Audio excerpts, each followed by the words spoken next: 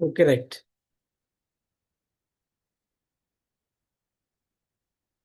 ఇక్కడ మనం ఈ ఇయర్ స్టార్టింగ్‌లోనే ఈ యొక్క పదాలు రాయటానికి దేవుడు సహాయం చేశారు. మనం ఒకసారి చూసుకుంటే అంటే మెయిన్‌గా ఇది రాయటం ఎందుకు రాయాల్సి వచ్చిందని అనిపించిందంటే, అంటే 2025 మనం స్టార్టింగ్‌లో జనవరి 2 తారీఖుని, 3 తారీఖున దీన్ని రాసి చాలా గ్రూపులకి పంపించడం జరిగింది. ఆహ్, ఈ గ్రూప్ మన గ్రూప్‌లో ఉన్న కుటుంబాలన్నీ దేవునితో మునపటి కంటే ఎక్కువ సహవాసం కలిగి ఉండాలని కోరుకుంటూ, దేవుడు మన మధ్య నిలిపిన ప్రేమను బట్టి కొన్ని సూచనలు, సలహాలు ఇక్కడ రాయటం జరిగింది. మన రక్షణకర్త అయిన దేవుని యందు ఈ లోకంలో మా కుటుంబం ఒక మంచి దైవిక కుటుంబంగా ఎదగాలని ఆసక్తితో కోరుకునే వారందరూ ఈ క్రమం తప్పకుండా పాటించాల్సిన ఉత్తమమైన సూచనలు అని చెప్పి ఆలోచన చేసి మన గ్రూప్‌కి కొంచెం ఒక గైడ్‌లైన్స్ లాగా ఉంటది ఫ్యామిలీస్‌కి అని ఇది రాయటానికి దేవుడు నాకు సహాయం చేశారు. అయితే ఒకసారి జస్ట్ చూద్దామండి. ఉత్తమమైన సూచనలని. అయితే మొదటగా నేనేం రాశానంటే, కుటుంబ సభ్యులందరూ కలిసి ప్రతిరోజు క్రమం తప్పుకోకుండా గృహంలో కుటుంబ ఆరాధన చేసుకొనవలెను. కుటుంబంలో ఎంతమందుంటే అందరూ నలుగురుండి నలుగురు, ముగ్గురుండి ముగ్గురు అందరూ కలిసి క్రమం తప్పకుండా అంటే ప్రతిరోజు నిన్న చేసుకున్నాంలే ఈరోజు పనుందిలే వద్దులే అని అట్లా కాకోకుండా డిసిప్లైన్డ్‌గా డ్యూటీస్‌కి మనం ఏ విధంగా ఆహ్, డు డిసిప్లైన్డ్‌గా ఎళ్తామో, మన యొక్క ఫ్యామిలీ ప్రేయర్స్ కూడా చాలా డిసిప్లైన్డ్‌గా మనం క్రమం తప్పుకోకుండా తర్వాత గృహంలో చేసుకోవాల్సుంది. అందరూ కలవాలన్నాము. క్రమం తప్పుకోకుండా కుటుంబారాధన చేసుకోవాలి. కుటుంబ ఆరాధన అంటే కుటుంబం అంతా కలిసి ప్రభువుని ఆరాధించుకోవాలి. ఆ విషయాన్ని ఇక్కడ చెప్పాం. ఇంకా మధ్యలో కూడా యాడ్ చేయొచ్చు. ఎప్పుడైనా ఆపైనా ప్రభుదాస్ అన్న గారు గాని, జాన్ గారు గాని, దిల్ గారు గాని ఎక్కడైనా ఆపొచ్చు. ఎక్కడైనా దాన్ని యాడ్ చేయొచ్చు. లేతే తప్పైతే తప్పని చెప్పొచ్చండి. తర్వాత అంటే ఫ్యామిలీకి ఒక కుటుంబంగా మినిమమ్ ఒక ఉత్తమమైన సూచనని ఇక్కటం జరిగింది. ఖచ్చితంగా కుటుంబ ఆరాధన క్రమం తప్పకుండా చేసుకోవాలని మనం చెప్పాం. తర్వాత భార్యాభర్తలు కనీసం వారానికి ఒక్క పూటైనా కలిసి ఉపవాసం ఉండి ప్రార్థన చేసుకోవాలి. ఫ్యామిలీగా భర్త, భార్య ఇద్దరు ముఖ్యులు కాబట్టి, వారిద్దరు కనీసం వారానికి ఒక పూట అయినా సరే, ఒక పూట రోజంతా కూడా అంటే మీరు రోజంతా ఉన్నా మంచిది తప్పులేదు. కనీసం ఒక పూట అయినా సరే ఫ్యామిలీగా ఫాస్టింగ్ ప్రేయర్ ఉండి, ఫ్యామిలీ యొక్క అవసరతల నిమిత్తం, ఫ్యామిలీ ఇంకా దేవునిలో బలపరచడం నిమిత్తం కనీసం వారంలో ఆహ్, ఒక్క పూటైనా సరే ఉపవాసం ఉండి ప్రార్థన చేసుకోవటం అనేది అలవాటు చేసుకోవాలి. అని ఒక గైడ్‌లైన్స్ ఇక్కడ ఇవ్వటం జరిగింది. తర్వాత ఆదివారం, ఆదివారము ఆరాధనకు ఖచ్చితంగా కుటుంబం అంతా సమయానికి హాజరు కావలను. చాలామంది అందరూ మాక్సిమం అందరూ ఎళ్తాము. దీంట్లో ఇది కొత్తగా లేదు గానీ, అయితే కుటుంబం అంతా ఎళ్ళాలి. ఈ మధ్యలో ఏంటంటే కొంచెం నేను చాలా చోట్ల చూస్తున్నానేంటంటే కొంచెం పిల్లలకి 12 సంవత్సరాలు, 15 సంవత్సరాలు అట్లా 20 సంవత్సరాలు వచ్చినప్పుడు ఏంటంటే వదిలేత్తన్నారు. ఓకే. నీ ఇష్టం వచ్చినప్పుడు రా అన్నట్టు వదిలేస్తున్నారు. అయితే ఆ విషయంలో కూడా మనం జాగ్రత్తగా పిల్లల్ని కూడా అంటే మన తండ్రి బాధ్యత, తల్లి బాధ్యత మన పిల్లల్ని మనందరం కలిసి దేవుని సన్నిధిలో ఆయన ఆరాధనకి హాజరవ్వడం. ఎందుకంటే ఇది ప్రభు ఆజ్ఞ కాబట్టి, వాక్యం వాక్యం నుండి ఆజ్ఞ కాబట్టి, మనం ఖచ్చితంగా ఆదివారం ఆరాధనకి కుటుంబం అంతా సమయానికి ఎళ్తారు. చర్చిలకెళ్తారు గానీ, ఆ సమయానికి ఎళ్ళరు. పాటలయిపోయినాక ఎళ్దాంలే, వాక్యంకి ఎళ్దాంలే, ఆహ్, లేతే కనీసం ఆ ఆశీర్వాదాలిచ్చే టయానికన్నా ఎళ్దాంలే అని అనుకుంటారు. కానీ ఆహ్, ఇప్పుడు డ్యూటీకి కరెక్ట్‌గా టైంకి మనకెళ్ళపోతే ఎల్ల పంచ్ పడిద్దండి. 8:30 కల్లా రాకపోతే అది 8:30 దాటిందంటే 5 నిమిషాలు లేటు. లేతే ఎంత లేటయితే అంత చూపిస్తది. ఎందుకంటే అక్కడ జీతం ఇస్తున్నారు కాబట్టి ఖచ్చితంగా అక్కడ చేయాలి. మరి అలాగే మనల్ని పోషిస్తున్నాడు. ప్రతి చిన్న అవసరం మనం ఆయన దగ్గర చెప్పుకుంటాం. ప్రతి అవసరాన్ని రిక్వెస్ట్ ఆయన దగ్గర పెట్టుకుంటాం కాబట్టి, ఆయన ఆరాధనని కూడా చాలా సీరియస్‌గా మనం వెళ్ళాలి. కుటుంబం అంతా ఖచ్చితంగా సమయానికి కనీసం ఒక 5 నిమిషాలు అన్నా ముందుండటానికి మనం ప్రయత్నించాల్సి ఉందనమాట. తర్వాత సంఘమునకు ఇవ్వాల్సిన దశమ భాగములను అశ్రద్ధ చేయకుండా ఆసక్తితో ఇవ్వవలెను. మరియు సంఘ కార్యక్రమంలో చురుకుగా పాల్గొనాలి. దశమ భాగాలను గూడా ఇప్పుడు తీస్తారు. జీతం రాగానే దశమ భాగాలు తీస్తారు గానీ, అది లాస్ట్ దాకా ఇవ్వరు. నేను ఇటువరకు స్టార్టింగ్లో అట్లా చేసేవాడిని. కొన్ని తర్వాత ఆ విషయాలు తెలుసుకొని నిజంగా దేవుడు అంటే జేబులోనే పెట్టుకుంటాం. ఏమన్నా అవసరం అవుతాయేమో అని నాకు ఉద్దేశం ఉంటుంది అనుకుంటా. అట్లా అట్లా పెట్టుకొని అవి మనం ఇవ్వకోకుండా మన దగ్గరే ఉంచుకుంటాం. ఎప్పుడో లేకపోతే ఆఖరికి ఇవ్వటం జరుగుతుంది. ఖచ్చితంగా మనకి దేవుడు మన నెలకి మనకి ఇవ్వాల్సింది ఇచ్చినప్పుడు అవి ఎమ్మటనే మనం దాన్ని అశ్రద్ధ చేయకోకుండా ఆసక్తితో అమ్మో దేవుడి డబ్బులు ఈ దేవుడికి మనం ఇచ్చేయాలి ఆసక్తితో మనం ఇవ్వటం అలవాటు చేసుకోవాలి. దేవుని కానీ దశంభాగాలు తర్వాత సంఘ కార్యక్రమాల్లో కూడా మనం చురుకుగా పాల్గొనాలి. వెళ్ళేసి వచ్చేసామా అని కాదు. మనం అంటే ఒక దైవిక కుటుంబంగా మనం ఎదగాలి. మన గ్రూప్ సభ్యులందరూ ఎదగాలని కోరికతో రాసిన యొక్క గైడ్లైన్స్ అండి ఇవి. మీరు రోజు చేసేయే కదా అని మీరు అనుకోవచ్చు. అయినా ఒకసారి రిపీట్ చేస్తే మీ మంచిదని ఈ అభిప్రాయం నాది. చూడండి, దశంభాగాల్ని అశ్రద్ధ చేయకోకుండా ఎమ్మటనే జీతం వచ్చిన ఎమ్మటనే పక్కకి తీసేయటమే. చక్కగా ఇచ్చేస్తాం మంచిది. సంఘ కార్యక్రమాల్లో కూడా మన కుటుంబం ఆసక్తిగా పాల్గొనాలి. ఏదో చిన్న పనైనా, అన్ని పనులు కాకపోయినా కనీసం ఒక కుర్చీలు సదిరే పనైనా, ఆ విధంగా చిన్న చిన్న పనులైనా మనం సంఘంలో మన వంతు పాత్ర ఉండడానికి మనం ట్రై చేయాలి. తర్వాత ఇంకొక మాట రాసాం ఏంటంటే, ఐదో పాఠం వ్యక్తిగతంగా వాక్య ధ్యానము మరియు ప్రార్థనను ప్రతిరోజు క్రమం తప్పకుండా చేసుకునే వాళ్ళను ఈ విషయంలో ఒకరికొకరు లెక్క చెప్పుకోవాల్సిన వారే ఉండవలెను.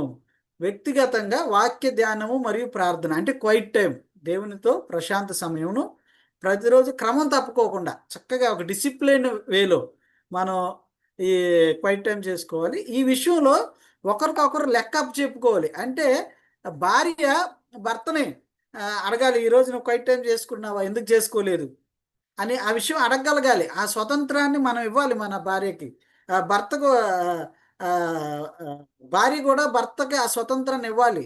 నేను ఈరోజు ప్రార్థన చేసుకున్నావా, ఈరోజు క్వైట్ టైం చేసుకున్నావా, దేవుడు ఏం మాట్లాడాడు, ఆ విషయాల మీద ఒకరికొకరికి సహవాసం లెక్క చెప్పుకోవాల్సిన వారే ఉన్నారనమాట భార్యాభర్తలు ఇద్దరు.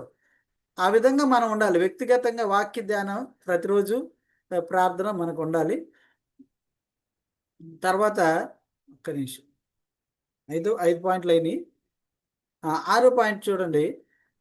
దేవుడు మనల్ని ప్రేమించి ఇచ్చిన మన పిల్లలు యొక్క చదువులేంది ఎంత శ్రద్ధ చూపుతున్నారో అంతే సమానంగా ఆత్మీయంగా కూడా పిల్లలు ఎదుగుతున్నారో లేదో చూసుకోవాల్సిన బాధ్యత తల్లిదండ్రుల మీద ఉంది. చాలామంది ఈ రోజులు ఏంటంటే మా పిల్లలు తక్కువ ఏజ్లోనే హై హై హై అంటే చాలా ఎక్కువ జ్ఞానం సంపాదించుకోవాలని చాలా ప్రయత్నిస్తున్నారు. నేను కూడా మా పిల్లలు కూడా చాలా పిల్లలు తక్కువ వయసులో బాగా ఎక్కువ జ్ఞానం ఉండాలని నేను కోరుకుంటున్నా. కానీ ఇక్కడ నేను రాసిన పదం ఏంటంటే ఎంత శ్రద్ధ మనం చూపుతున్నామో అంతే సమానంగా ఆత్మీయంగా కూడా ఆ బ్యాలెన్స్ని మనం మెయింటైన్ చేయాలి. ఆత్మీయంగా కూడా పిల్లలు ఎదుగుతున్నారో లేదో చూసుకోవాల్సిన బాధ్యత మన మీదే ఉంది. ఒక దైవిక కుటుంబంగా ఎదగాల్సిన దైవిక కుటుంబంగా ఎదగాలి అని మనం ఆశపడుతున్న మనకి ఈ బాధ్యత కూడా ఉంది. మనం అనుకుంటాము పిల్లలు స్కూల్కి బాగా వెళ్తున్నారు, మంచి టాప్లో ఉన్నారు అనుకోవచ్చు. కానీ ఆత్మీయంగా కూడా అదే స్టేజ్లో ఉన్నారా, అది బ్యాలెన్స్ అవుతుందా అనే విషయంలో మనం చూసుకోవాలి. ఒకవేళ బ్యాలెన్స్ కాకపోతే ఖచ్చితంగా బ్యాలెన్స్ చేయాలన్నమాట. తర్వాత దేవుడు మన కుటుంబ పోషణ నిమిత్తమై మనకిచ్చిన ధనమును దుర్వినియోగపరచుకోకుండా జాగ్రత్తగా వాడుకోవాల్సిన బాధ్యత దంపతులు ఇరువురు మీద ఉన్నది. దేవుడు అయ్యా మీరు జాగ్రత్తగా మీరు తినండి లేకపోతే ఉండండి అని దేవుడు మన స్థితి కొలది మనకిస్తున్న ఆ పోషణని 10,000 ఇవ్వనండి, 20,000 ఇవ్వనండి, అవి దుర్వినియోగం చేసుకోకుండా జాగ్రత్తగా వాడుకోవాల్సిన బాధ్యత కేవలం పురుషుడిదే కాదు, స్త్రీది కూడా. ఇద్దరు కలిసి జాగ్రత్తగా దాన్ని మెయింటైన్ చేసుకోవాలి, మేనేజ్ చేసుకోవాలి. ఆ ఫైనాన్స్ మేనేజ్మెంట్ అనేది మనకు రావాలన్నమాట. చక్కగా అంటే మనకి ఎంత ఖర్చు అవుతుంది, ఎంత దుబారా అవుతుంది అనే విషయాలకి కూడా మనకు అవగాహన ఉండాలి. చాలామంది అంటే ఏమో మా ఇంట్లో నేను కూడా చూసుకుంటే ఒక్కోసారి ఒక అంటే చిన్న చిన్న విషయాలు కూడా మనం పట్టించుకోవాలండి. దేవుడు ఇస్తున్నాడు, మనం సంపాదిస్తే వచ్చేస్తుందని మనం అనుకోకూడదు. దేవుడు ఇస్తున్నాడు. నేను ఇప్పుడు బియ్యం కట్ట ఎంత అంటే 26 కేజీలది వస్తుంది కదా, 26 కేజీలు బియ్యం కట్ట తీసుకొస్తే నాకేమనిపిస్తుంది అంటే ఒక 10% అంటూ 15% అయినా సరే వేస్ట్ చేసేస్తున్నాం అనిపిస్తుంది. సా అన్నం మిగిలిపోతే పడేయటం, లేకపోతే అది పాడైపోవటం, అట్లా అంటే అంటే దేవుడు ఇస్తున్నాడు ప్రతిదీ కూడా, బియ్యం అనే కానీ బట్టలు అనే కానీ చిన్నవి, ప్రతి చిన్నది కూడా దేవుడు నువ్వు తిను అని మనకి ఇస్తున్నప్పుడు దాన్ని జాగ్రత్తగా వాడుకోవాల్సిన బాధ్యత భార్యాభర్తలు ఇరువురి మీద ఉంది. ఓకే, దేవుడు అప్పుడే కదా మనల్ని దేవుడు ఆశీర్వదించేది. మనం జాగ్రత్తగా మనకు ఇచ్చిన దాన్ని మనం వాడుకున్నప్పుడే నెక్స్ట్ ఇస్తాడు. జాగ్రత్తగా వాడుకోవటం కూడా మనం అలవాటు చేసుకోవాలి. దేన్ని దుర్వినియోగపరుచుకోకూడదు. ఇప్పుడు ఉదాహరణకి ఫ్రెష్ అయిన కూరగాయలు తీసుకొచ్చి 4 రోజులు అయిపోయినాక మనం పాడైపోయినాక వండుకోవటం, ఇవి కూడా చాలా జాగ్రత్తగా మనం కుటుంబంగా జాగ్రత్తగా చూసుకోవాల్సిన బాధ్యత భార్యాభర్తలు ఇరువురి మీద ఉన్నదనమాట. తర్వాత చూడండి, ఇక్కడ కుటుంబ ఆరాధన క్రమము అని ఇక్కడ పెట్టడం జరిగింది. అది కుటుంబ ఆరాధన క్రమం ఏ విధంగా ఉండాలి? ఇప్పుడు దాకా భార్యాభర్తలు ఒక దైవిక కుటుంబంగా ఎదగాలంటే ఈ ఒక బేసిక్ గైడ్‌లైన్స్ అనేది బేసిక్కే. ఈ మినిమమ్ గైడ్‌లైన్స్ ఇంకా చక్కగా మనం వాక్యం చదువుతా ఉంటే, వాక్యం ధ్యానించుకుంటూ ఉంటే దేవుడు ఇంకా మనతో మాట్లాడతాడు. భార్యాభర్తలు కుటుంబం నలుగురు కలిసి కూర్చొని, పిల్లలు కూర్చొని మీరు వాక్యాన్ని ధ్యానించుకుంటే మీ కుటుంబం గురించి దేవుడు మీతో మాట్లాడతాడు. మీకు సరిచేస్తాడు. ఈ విషయంలో సెట్ అవ్వండి అని దేవుడు చెప్తాడు. చూడండి, ఇక్కడ ఒక క్రమాన్ని పెట్టడం జరిగింది. కుటుంబ ఆరాధన క్రమము. కుటుంబ ఆరాధనలో భార్యాభర్తలతో పాటు దేవుడు మీకు ఇచ్చిన మీ పిల్లలు మరియు ఇంకా మిగిలిన మీ కుటుంబ సభ్యులు ఎవరున్నా కూడా ఖచ్చితంగా కుటుంబ ఆరాధనలో పాల్గొనేలా చూసుకోవాలి. కేవలం కుటుంబ ఆరాధనలో మీరు డిసిప్లిన్డ్‌గా మేము మాత్రం చేసేసుకుంటాం అనటం కాదు. ఖచ్చితంగా అది ఒక అలవాటుగా పెట్టాలి. పిల్లలకు కూడా అమ్మో! మా ఇంట్లో కుటుంబ ఆరాధన జరుగుతుంది అంటే ఖచ్చితంగా మేము కూర్చోవాలి అనే విషయాన్ని అది పిల్లలకి అలవాటు అయిపోవాలి. అది డిసిప్లిన్డ్ అయిపోవాలనమాట. అలాగే ఇప్పుడు చూడండి, చిన్న చిన్న పిల్లలున్నారు. మా ఇంట్లో గూడా పిల్లలు దిల్ గారి ఇంట్లో గూడా చిన్న పిల్లలున్నారు. అయితే ఆళ్ళకి కూడా మనం బోర్ అయ్యేలాగా కాకుండా వాళ్ళు కూడా యాక్టివ్‌గా ఉండేలాగున ఆహ్, మేమైతే ఏం చేస్తామంటే వాక్యం చదువుతాము.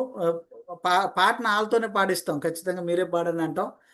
తర్వాత వాక్యం చదువుతాం. ఒక చిన్న ఎక్కువ కాకోకుండా ఒక 10 వర్సెస్ లేదా 8 ఒక చిన్న ప్యాసేజ్, ఆ ప్యాసేజ్ తీసుకొని కొంచెం వివరణ చేసి వాళ్ళతోనే ప్రేయర్ చేపిస్తాం. ఫస్ట్ మీరు ప్రేయర్ చేసేయండి. మీ ప్రేయర్ అయిపోయిందా? ఆళ్ళ ప్రేయర్ అయితే మీరు ఉండగలిగితే ఉండండి. లేతే మీరు ఆడుకోవటానికి వెళ్ళొచ్చు. అంటే ఆళ్ళకి బోర్ కొట్టించుకోకుండా, కానీ అది డిసిప్లిను. అమ్మో! ప్రేయర్ అంటే ఖచ్చితంగా మనం ఉండాలి అనే డిసిప్లిన్ మనం మన పిల్లలకి అలవాటు చేయాలి. ఖచ్చితంగా చదవాలని ఎట్ట కూర్చోబెడతామో, ఖచ్చితంగా అన్నం తినాలని ఎట్ట కూర్చోబెడతామో, ఖచ్చితంగా కుటుంబ ప్రార్థన అనేది కూడా కూర్చోబెట్టాలండి. అది నేర్పించాలి. మనం ఆ వాక్యం కూడా చూద్దాం. ద్వితీయోపదేశకాండం 6:4లో దేవుడు చెప్పాడు.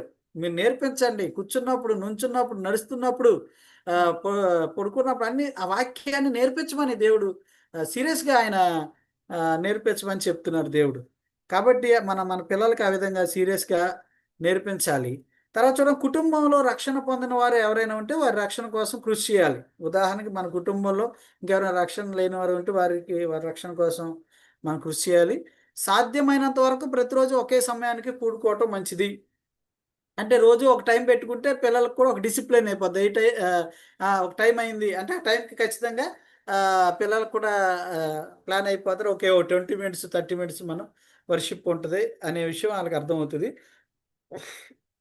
ఇక మీ కుటుంబ ఆరాధన క్రమంలో కనీసం ఒక స్తుతి కీర్తన పాడుకోవాలి. కనీసం ఒక పాట అంటే వర్షిప్, పాట ఏంటంటే దేవుడిని మహింపరిచటానికి, అంటే దేవుని గుణ లక్షణాలున్న పాటను మనం ఎన్నుకుంటే ఇంకా మంచిది.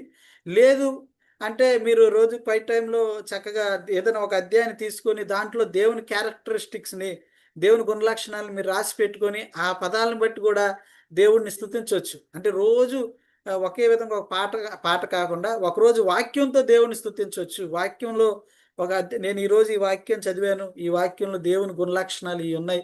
ఈ విషయాన్ని బట్టి మనం స్తుతిద్దాము అని, అంటే వాక్యం ద్వారా కూడా మనం దేవుని స్తుతించొచ్చు. అంటే ప్రతిరోజు పాటే కాకుండా. తర్వాత బైబిల్‌లో నుండి ఒక అధ్యాయం గాని, ఒక ప్యాసేజ్ గాని, అది బోర్ కొట్టుకోకుండా చిన్న పిల్లలు ఉన్నప్పుడు ఒక ప్యాసేజ్ తీసుకుంటే వారికి బోర్ కొట్టుకోకుండా ఉంటది. పెద్దోళ్ళేమంటే చక్కగా ఒక అధ్యాయం తీసుకోవచ్చు. అక్కడ కాకుండా వాక్యమును వరుస క్రమంలో ఇప్పుడు అక్కడొక ప్యాసేజ్, అక్కడో ప్యాసేజ్ కాకుండా చక్కగా ఒక స్ట్రైట్గా రావాలి. మేము ఆది కాండం నుండి ఇప్పుడు దేవుని కృపను బట్టి మత్తయి సువార్త 23 అధ్యాయంలో ఉన్నాం. రోజు ఒక అధ్యాయం లేకపోతే ఒక ప్యాసేజ్ని మా ఫ్యామిలీ ప్రేయర్లో మేము చేసుకుంటూ క్రమంగా వస్తూ ఇప్పుడు మత్తయి సువార్త 23 అధ్యాయంకి వచ్చామన్నమాట. అంటే ఫ్యామిలీ ప్రేయర్లో కూడా కనీసం ఒకసారి బైబిల్ని అవజేయాలనేది మా కోరిక. ఖచ్చితంగా అట్లాగా అంటే మాకు కూడా ఒక అవగాహన వస్తుందని. ఖచ్చితంగా వాక్యం వరుస క్రమంలో చదవాలి. మరియు చదివిన వాక్యమును అర్థం చేసుకొని అన్వయించుకోవాల్సిన విషయాలను పరిశీలించి వాటికి లోబడాలి. వాక్యం చదివి వదిలేయటం కాదు. వాటిని ఏం చేయాలంటే ఆహ్, క అర్థం చేసుకొని అన్వయించుకోవాలి. మన ఈ అప్లికేషన్ పార్ట్ పిల్లలకి నేర్పించాలండి. మనం నేర్చుకోవాలి. ఒక్కోసారి కొంతమందికేంటంటే ఇగో ఉంటది. ఇగో ఉన్న మనుషులకి ఏమైద్దంటే త్వరగా అప్లికేషన్ చేసుకోలేరు వాళ్ళు. అది మన యాటిట్యూడ్స్‌ని మనం ఒకరికొకరు గమనించుకొని ఒకరికొకరు అందుకనే ఈ సరి చేసుకుంటూ ఈ విషయాన్ని ఒకరికొకరు చెప్పుకోవాలి. భార్య గాని, భర్త గాని, పిల్లలకు కూడా మనం ఈ ఫ్రీడమ్ ఇవ్వాలి. ఈ అప్లికేషన్ పార్ట్‌లో పిల్లల్ని కూడా మనం ప్రశ్నించే స్థితి మనం ఇవ్వాలండి. దేవుడిని గురించి లెక్క అప్పచెప్పుకునే విషయంలో. ఇందాక కేవలం భార్యాభర్తే అని అన్నాను. పిల్లలు కూడా డాడీ నువ్వెందుకు ఈరోజు ప్రార్థన చేసుకోలేదు అని అడిగే ఆ ఫ్రీడమ్‌ని మనం పిల్లలకివ్వాలి. ఆహ్, ఎందుకంటే దేవుడి ముందు మనందరం సమానమే. కాబట్టి ఆ బాధ్యత ఆ పిల్లలకి మనం ఇస్తే, మనం కూడా ఒకేళ బై మిస్టేక్ ఎక్కడన్నా ఓవర్ లుక్‌లో ప్రేయర్స్ మనం మిస్ అయినా కూడా మన పిల్లల నుండి కూడా దేవుడు మనతో మాట్లాడటానికి అవకాశం ఉంటది. ఆహ్, తర్వాత ఏం కుటుంబ ఆరాధనలో ఆ! అన్వయించుకొని వాటిని పరిశీలించి వాటికి లోబడాలి. వాక్యాన్ని లోబడటం, దాన్ని ప్రాక్టికల్‌గా అప్లికేషన్ చేసుకోవటం, ఆ అప్లికేషన్ చేసుకున్న విషయాల్ని మళ్ళీ కుటుంబంలో చర్చించటం, ఇట్లాగా మనకు ఒక గాడ్లీ ఫ్యామిలీగా మనం ఈ విధంగా ఎదగాల్సిన వారమే ఉన్నాం. చూడండి ఐదో పాయింట్. కుటుంబ ఆరాధనలో ప్రార్థన చేసేటప్పుడు మీ కుటుంబ విషయాలతో పాటు ఇతరుల కోసం మరి ముఖ్యంగా మన దేశ ప్రజల రక్షణ కోసం ప్రార్థన చేయటం మంచిది. అంటే కేవలం కుటుంబ ఆరాధనలో ఆహ్, మన కుటుంబం కోసమే కాకుండా రక్షణ కోసము, ఇతరుల యొక్క రక్షణ కోసము మరియు ప్రజల రక్షణ మన దేశ ప్రజల యొక్క రక్షణ కోసం కూడా అంటే ఆ భారాన్ని మనమే కలిగించాలండి. ఎవరో పాస్టర్ గారొచ్చి ఆయన ఒక మెసేజ్ చెప్పారు. ఆ మెసేజ్‌లో మా అబ్బాయికి భారం కలిగింది అంట కాదు.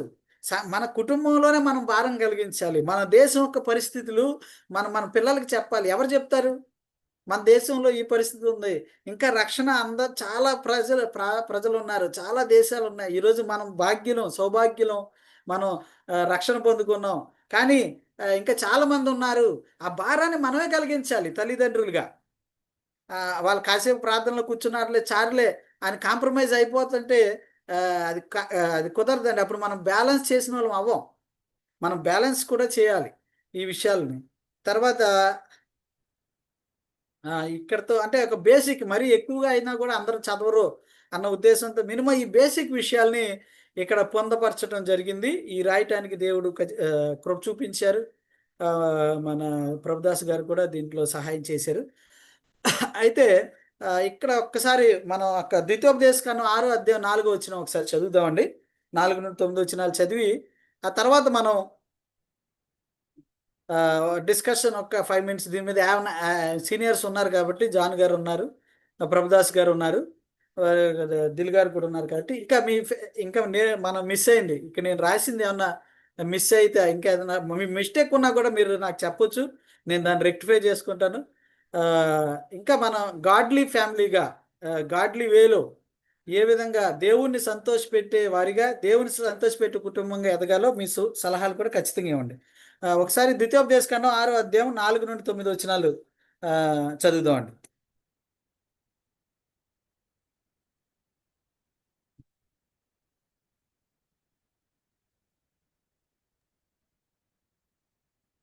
ఇశ్రాయేలు వినుము, మన దేవుడైన యెహోవా అద్వితీయుడగు యెహోవా. నీ పూర్ణ హృదయంతోనూ, నీ పూర్ణాత్మతోనూ, నీ పూర్ణ శక్తితోనూ నీ దేవుడైన యెహోవాను ప్రేమింపవలెను. చాలా ఒక్క నిమిషం అన్న మరి. ఇక్కడ 6 అధ్యాయం 4 వచనంలో ఏమంటున్నాడంటే ఇశ్రాయేలు వినుము. ఇశ్రాయేలు అంటే ఏదో ఒక పర్సన్ కాదు.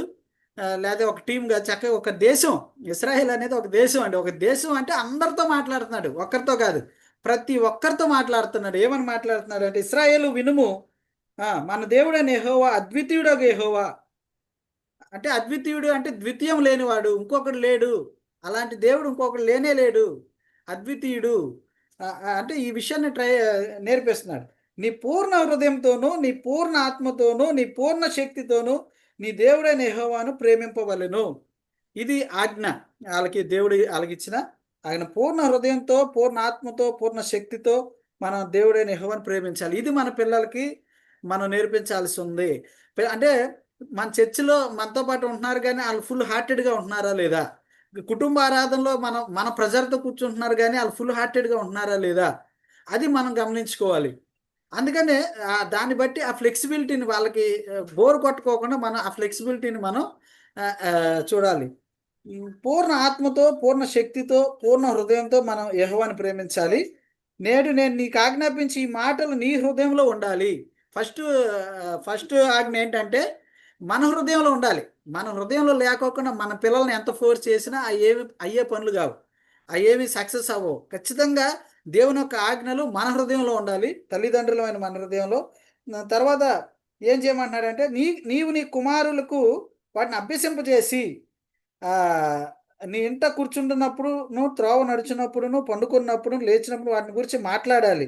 సూచనగా వాటిని నీ చేతికి కట్టుకొనాలి. అవి నీ కన్ను నడుమ బాసిగ్గా ఉండాలి. నీ ఇంటి ద్వార బంధకుల మీద, నీ గౌనుల మీద వాటిని వ్రాయాలి. వాటిని ఏం చేయాలంటే అభ్యసింప చేయాలి, అంటే ప్రాక్టీస్ చేయించాలండి. ప్రాక్టీస్ చేయించాలి. నిన్న టాప్టిక్ క్లాస్లో కూడా ఇదే మాట చెప్పాము. అంటే ఇప్పుడు చెప్పడం వేరు. ఏలీ కుమారులు కూడా మనం లాస్ట్ విన్నాం. ఏలీ కుమారులు ఉన్నారు. ఏలీ యాజకుడు, మహాయాజకుడు తన పిల్లలు పాపం చేస్తున్నప్పుడు వాళ్ళకి పిలిచి చెప్పాడు, అరే ఇది పాపం రా, మీరు ఇది చేయకూడదు, ఇది చేస్తే మీరు నశించిపోతారు అని చెప్పాడు. చెప్పాలి ఖచ్చితంగా. కానీ ఇక్కడ ఏంటంటే అభ్యసింప చేయాలి, ప్రాక్టీస్ చేయించాలి. అంటే హిందీలో చక్కగా ఇచ్చాడంటే సంజానా సికానా, చక్క 2 పదాలు ఇచ్చాడు అక్కడ. ఇక్కడ ఒక పదంతో తేల్చాడు. ఏంటంటే అభ్యసింప చేయాలంటే ప్రాక్టీస్ చేయించాలి ఆ విషయాల్ని. అంటే ఏం చేయాలి అంటే ఇప్పుడు ఉదాహరణకు ఒక కారు మనం నేర్చుకుంటున్నాం అనుకోండి.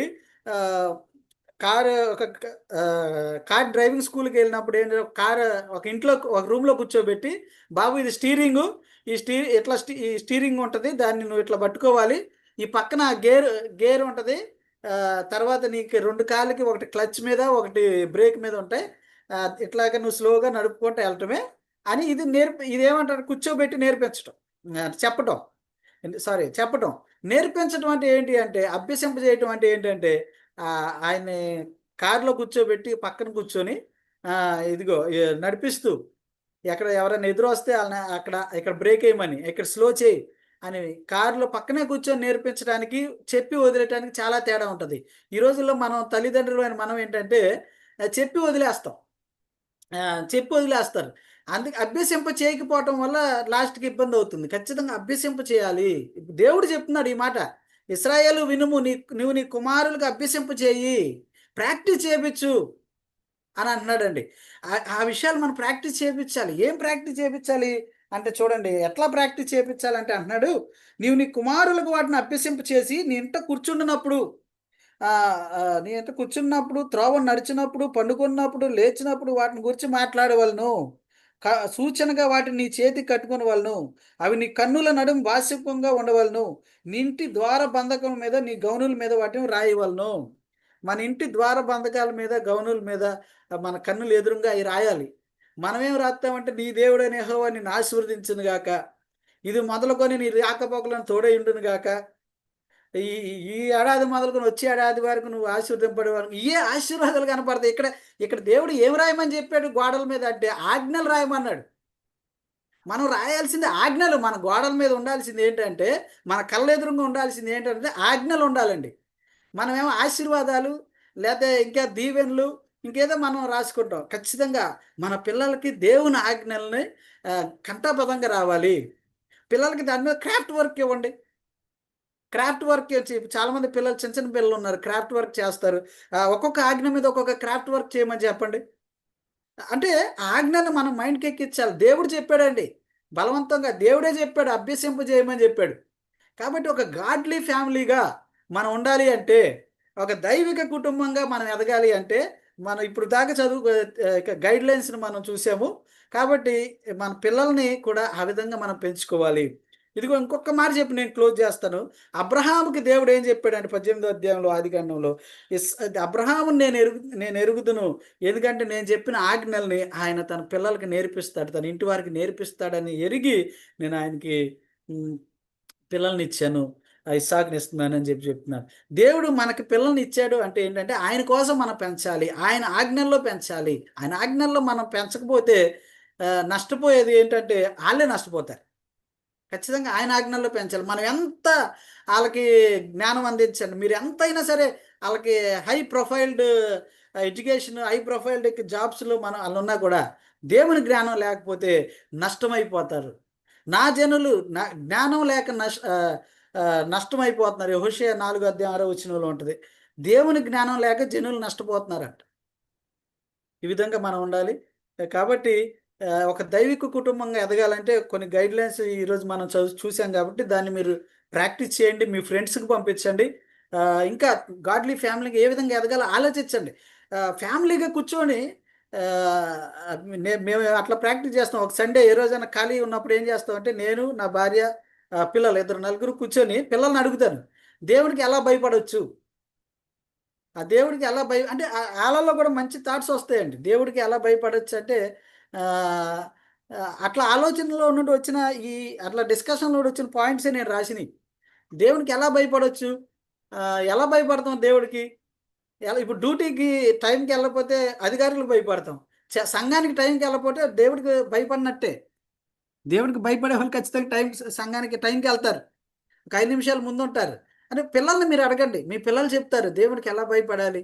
మమ్మీ మనం ఇలా భయపడితే బావుంటదా? అని ఆళ్ళు చెప్తారు. డిస్కషన్ పెట్టాలి.